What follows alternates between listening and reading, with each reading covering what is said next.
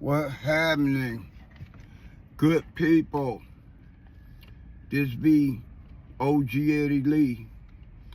And like I said previously, I'ma bounce around with some of my storytelling because I have so many stories to tell that it's just best for me to bounce around a little bit, talk about different topics, different things happening in my life at different times, including the ups and downs and the people that I interacted with.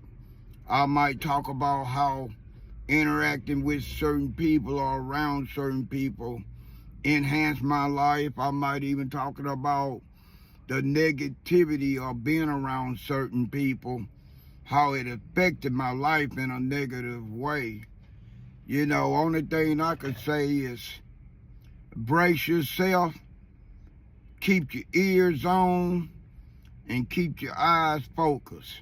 Because when I have time, I'll drop 2 or 3 stories a day. I work a 9 to 5 like a lot of y'all out here. So everything that I do revolves around me making my money, right? The last 7 years, I put myself in a situation to where I'm working at a dealership on the best days to make money. To be able to do that, I had to make sacrifices.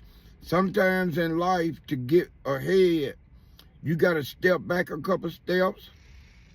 Sometimes you got to stop interacting with certain people.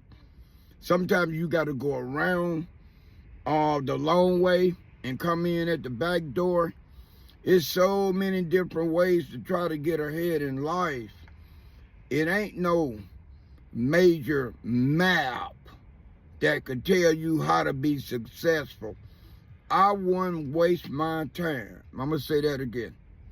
I wouldn't waste my time going to a seminar to have anybody tell me what they done to make their life better or to get or gain fortune of fame. Sometimes that fame and fortune, a portion of fame, opportunity, that window is only open for a certain length of time. Just because that particular person was able to get through that window or walk through that door at the right time in the right place, that don't mean you're gonna be able to do the same thing. Some things in life are destined to be a certain way, right? So you gotta almost feel within your heart that you're doing what is necessary. And even if you're not, or you find out you're not, you gotta start off with some form of belief in what you're doing. Because if not, you just automatically wasting your time from that point. At least if you got some kind of game plan and you working toward the game plan, and the game plan taking longer, or it's not working according to the way you thought it would work, at least opportunity for you to maneuver, right? You gotta always have abilities to be able to maneuver around. You know, you gotta get your brain and your moves off the checkerboard and start playing chess. So what if you gotta spend a little bit more time making slower moves? Try to make the moves that's calculated. You know, I met a lot of inmates while I was incarcerated from different cities and states, and some wasn't from the dirty, dirty South like I was, right? A lot of them was out making fast money because they were trying to get ahead. They end up getting locked up and serving time, and their main goal is to damn picked up where they left off at. A lot of them in their mind, they gonna get that lost time back.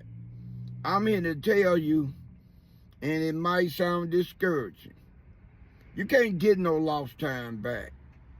What's lost in time is lost in time.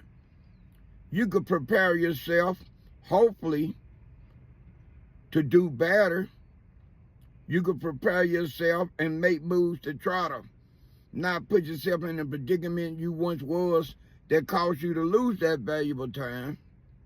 But making a whole lot of moves, trying to get back something that you're not going to get back. And if some strange reason you did, are you going to be able to enjoy it? Because sometimes stepping over people, you know, sometimes being gorilla like myself, to the point that you want what you want enough to be able to take it from someone else. You know, sometimes it's pennies to pay for that. I paid penalties for everything I've done wrong. And I'll be the first one to tell you that I don't understand what happened, because the amount of things that I done wrong, I didn't suffer as much as I thought I would have. I've been waiting on karma to come back in a major way. And then in the last several years, I've been told sometimes karma don't come directly back at you. Sometimes karma come back at the people that you interact with, the people that you love the most. Sometimes they inherit that. Maybe your offsprings. And I tell anybody, if I would have had any idea, and I'm going to say again, any idea that anything that I done wrong when I was in my teenage years would have affected my unborn seeds, there's nowhere in the world I would have done the things I've done. Because I already knew young that I wanted to have children. I grew up in a family of 8 siblings. I made number 9, and I'm the second oldest child my mother got. I have one older brother, and the other 7 are under me. And I'm here to tell you, I was a big brother. I wasn't the older brother, but I was a big brother. If you Googled or looked under Webster, the definition of a big brother, you might even have to go through some form of Ebonic dictionary to find the definition of a big brother. But in my mind and in my heart, a brother being older than what born before you, or a sister that was born before you, if they're not fulfilling the responsibilities as an older sister or older brother, only thing they are is an older brother and an older sister. It's a lot more to being an older brother, an older sister, versus a big brother and a big sister. I didn't have a big brother. I had an older brother. I found myself doing things that an older big brother supposed to have been done. And I had a hard time dealing with that. To the point it made me rebellious. Right? I was never sat down and explained in detail on why it was suspected of me to do as much as I had to do. I wasn't. Right? And that just made me defiant. Because my older brother, let me see the word I want to use. He liked the idea of reminding me that since he was born before me, he wasn't just the older brother, he was the big brother, right? But when you break it down to responsibilities of an older brother, big brother, they're different. At least they're different in my mind. My youngest sister was talking to me a couple of months ago. She was telling me about some things that happened, and she said she thought our older brother would have intervened. I told her she had looking for something that never was going to happen.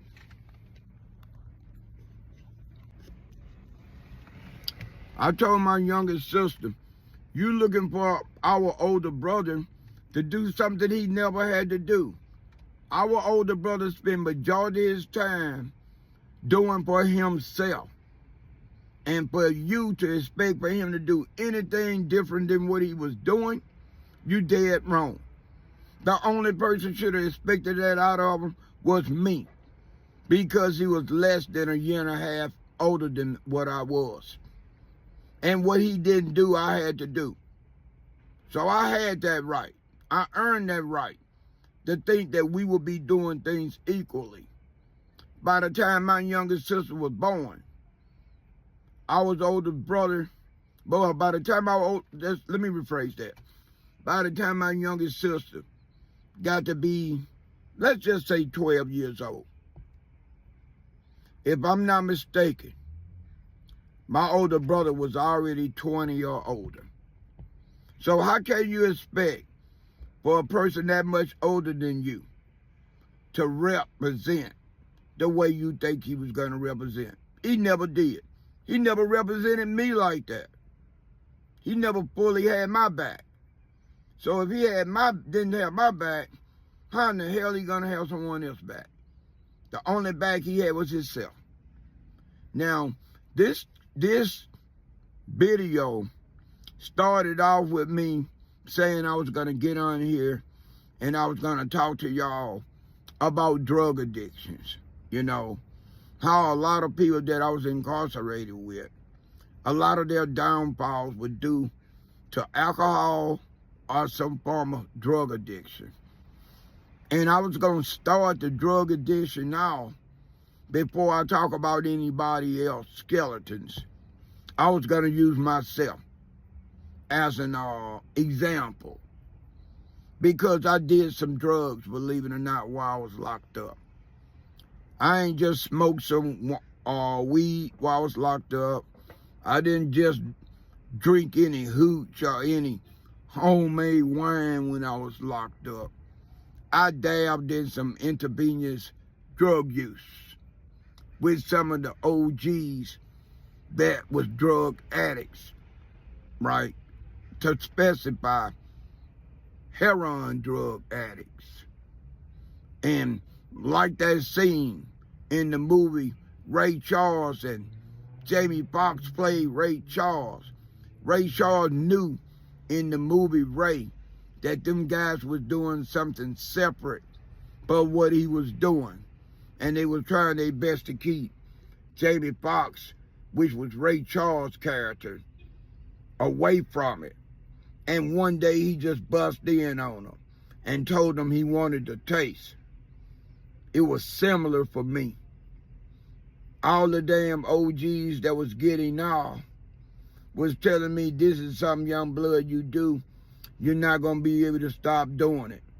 When you get out in the streets, you don't watch out using the drugs here. When you go out, you're going to have that monkey on your back. This is something you don't need to do. It's hard to convince somebody they don't need to do something when they watching people that, to a degree, they might respect and look up to, right? And I remember my second youngest uncle telling me that if I ever want to experiment with certain drugs, let him know, because he wanted to be there when I get high like that for the first time. He didn't want me to get high around totally strangers, people I thought was cool with me. He didn't want nobody laughing at me. He didn't want nobody trying to take advantage of me because I was under the influence of some form of narcotics. And he definitely didn't want me to OD or anything. He said, if you got to try it, nephew, you let me know. You could get around me and we could try it together. That way something go wrong, I'm going to take care of you. I'm going to look out for you. I'm not going to leave you hanging, stranded, like some of the people will in the streets that you're getting high with. I had that experience. I had been getting off, you know, running some drugs, mainly some heroin here and there that was coming in. It was coming in through contact visits. And in most cases, the trustees was bringing it upstairs to the second and third floor. Some cases, the correction officers was bringing it into the jail. This time, this part of my incarceration, I was a Mobile County Jail trustee. So being a trustee and the trustees getting contact visits, it was real easy for the drugs to come through. From marijuana to THC to heroin, right? Now, how I want to say this. I was working, I mentioned this before, I was working for the black woman that ran the kitchen. She brought me from the school cell to downstairs, that which the school cell was located on the third floor. The cell block was 305 in the Mobile County Jail. She brought me from the third floor down to the first floor and brought me into the kitchen. My job detail was, I was an assistant baker. I worked hand in hand with the main baker that baked the cornbread, the bread, anything that had something to do with baking something. This is what this guy did. So they called this guy, his name was Woodrow, right? They called him Woody for short. Woody called me Lil Baker, and he was Big Baker. So it was Lil Baker and Big Baker, right? It been drugs come through the trustee cell in the Mobile County Jail. Time I got downstairs, the woman that ran the kitchen gave me a pep talk. She told me it's things that these trustees do that I hate to have you downstairs in the same trustee cell block with them, because I know they doing things to get high and they're involved in other things. Don't let me find out you involved into that, you are involved in their bad activities. Don't never let me even get any kind of idea. Don't let nothing come across my ears telling me that you was involved in any intravenous drug use or pills. I didn't bring you downstairs for that purpose. I brought you downstairs to put you in the kitchen so I could keep an eye on you. And I told you before, I have 5 daughters, no sons, and I got 3 daughters in your age group. So it's a possibility one of my daughters you would like, and I would like to have you for my son-in-law. You can't be my son because I didn't birth a boy, but you could be my son-in-law. I got personal interest in you. That's why I brought you downstairs. She laid it out. And I was dibbing and dabbing with marijuana, and I was drinking the hooch, the homemade wine with them. But this particular day, it was after we got out from work, I took it farther. This wasn't the first time me shooting. This was my first time shooting heroin. This was my first time shooting heroin with them downstairs in the trustee cell block, right? I remember watching guys pass out from the drugs they ran in their hand, and they kept telling me, young blood, this is not for you, don't do it. I told them to shut the F up. Stick the spike in my arm. They stuck the spike in my arm. I got myself all situated before I did that. I was sitting upright in my bunk. I had a bottom bunk. And they asked me, what's happening? This is OG Eddie Lee. Yesterday I was discussing about drugs being inside the jails and prison systems, right? And I was talking about the few times that I used drugs. And when I'm talking about drugs, I'm not talking about no marijuana. I'm talking about pills like Quaaludes, speed like Black Mollies and Yellow Jackets and powder form, coke, and the drug of choice in the damn 70s. And I want to say it went all the way back to the damn 40s, maybe even before the 40s. That drug of choice for a lot of blacks, especially for black actors and black musicians, was heroin. Heroin was the king. It's two people coming to my mind that did songs that talks about heroin addiction. One of them was the notorious James Brown. James Brown had a song that he did called King Heroin. King Heroin had like 3 to 4 different, what's the words? 3 or 4 different ways that the song King Heroin was presented. You know, for what I remember hearing, King Heroin was more like, it wasn't a singing song. It was one of those type of songs that was like used for an introduction, right? Either at the beginning of the song or the end of the song, and to be it known for those that didn't know, when you hear James Brown do King Heroin, that is actually considered rapping. If you look up rapping, not the hip hop form of rapping, not the rap form, because you know it started off as rap music, then it went from rap music evolved into hip hop. I'm talking about before rap music had the metaphors, the hooks, or the chorus, or whatever you want to call it, and the 808 drum machine beats, and the rhyming, let me see, had rhyming to it. It was rap. Rap was considered back then having a conversation with somebody, like a female, right?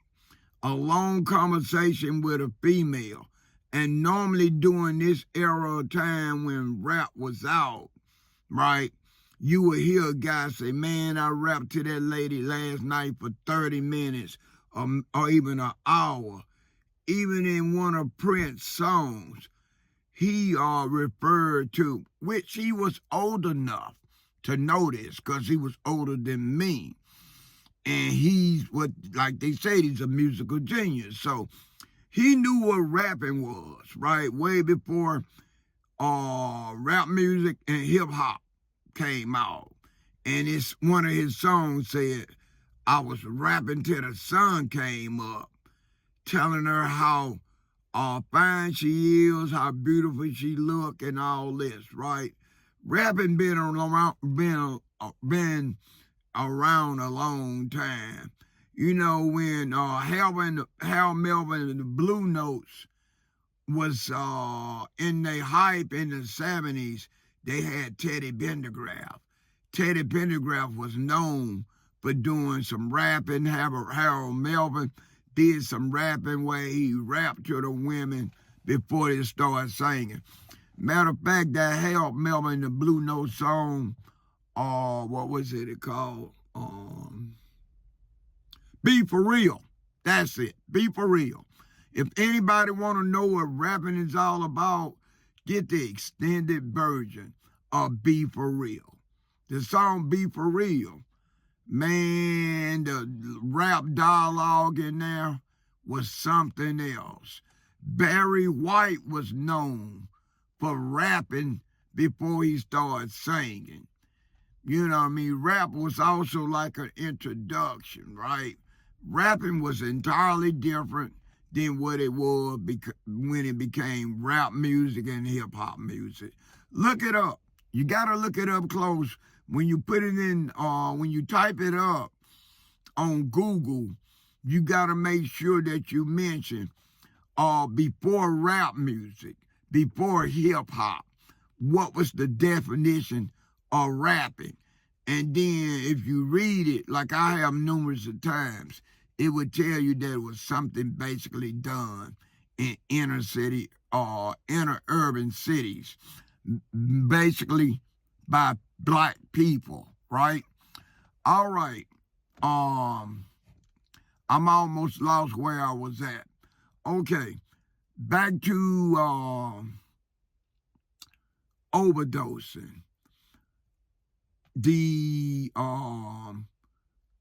woman that ran the kitchen that brought me from the third floor, because I was in 305 school cell block, downstairs and made me a trustee, had me working in the kitchen with her. I had my job duty consist of not just working with the number one and only baker, because I was his assistant. My job consists of making sure I had whatever day it was, Monday through Friday, I had to have a newspaper on the woman that ran the kitchen desk, and I had to have a fresh pot of coffee made because she liked looking in the newspaper and she liked drinking her coffee. And me and her would have long conversations. I think she was really trying to get to know me better because she already told me she had 5 daughters, no sons. And she had 3 daughters in my age group. And she would tell me, when I come to work Monday through Friday, I expect to have you sitting in my office, my pot of coffee ready, and the newspaper. And from there, you will go and work with the big baker, right? And like I said, his name was Woodrow, but we called him Woody. She asked me to stay away from all the negative activities that the trustees got involved in. I don't know who told her what, but she was aware of some of the activities that was negative that was being done by the trustee inmates, right? She told me, don't never have me come to work and my coffee is not in my office, my newspaper is not in my office, and you're not in my office. Because if you do, I will get a correction officer and we will come into the trustee cell block and get you out of there. I brought you downstairs. I'm responsible for you. I want to make sure nothing go wrong with you while you downstairs working for me. All right. I did mention, I think in part 2, about the guys that were shooting heroin before it was my time, and they had pre-warned me. They told me that this heroin they had got in was a lot stronger than all the other caps of heroin they had got. And they had pre-warned me. They had told me, say, young blood, we think you need to pass on this because you ain't no junkie. You're not used to shooting heroin. Matter of fact, you didn't run no drug. They call it running when you shoot it in your veins. You didn't run no drugs when you was out in the streets. We think you should pass on this. But when they told me that, they just ignited my curiosity and the idea in my mind they just didn't want to share with me. I didn't want to believe that they was trying to tell me something for my own good. Okay, I'm going to stop this and read and do the last chapter piece.